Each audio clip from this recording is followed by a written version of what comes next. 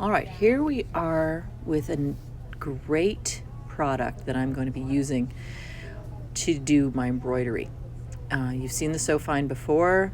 This is a scent that I like a lot, the lemon, and it's going to make all the difference as far as detangling the thread, and so the tangles won't be the issue that they could be.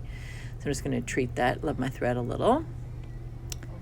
There we go. So this is just going to be a sample of how I like to do a French knot.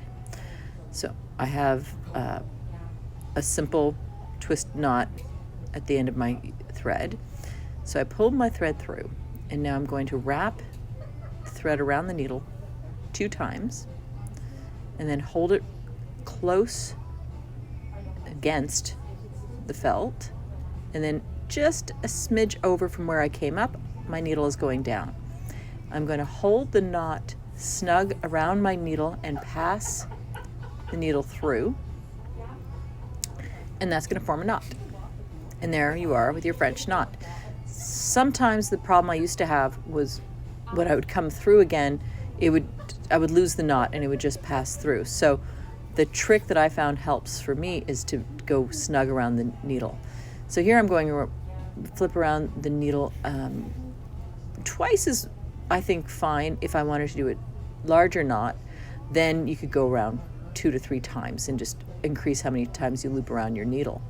So you can see how that knot ends up being just a little bit bigger. Another way to get the impact that you want sometimes would be to cluster your French knots. So here I'm going down a couple times, and I'm going really close to that other knot that I just made to make it gathered. This would be great if you were doing some holly beads. Here I'm doing green on white, but if you're doing some red, they would look like nice little holly beads when you're doing some crafting.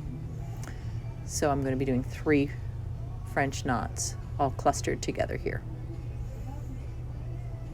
Once again, doing 2 passovers of my needle, put the needle through, tighten with my left hand, I'm a right-handed stitcher, and passing that through, and then that creates the knot, and that makes my 3 knots. And that is the French knot.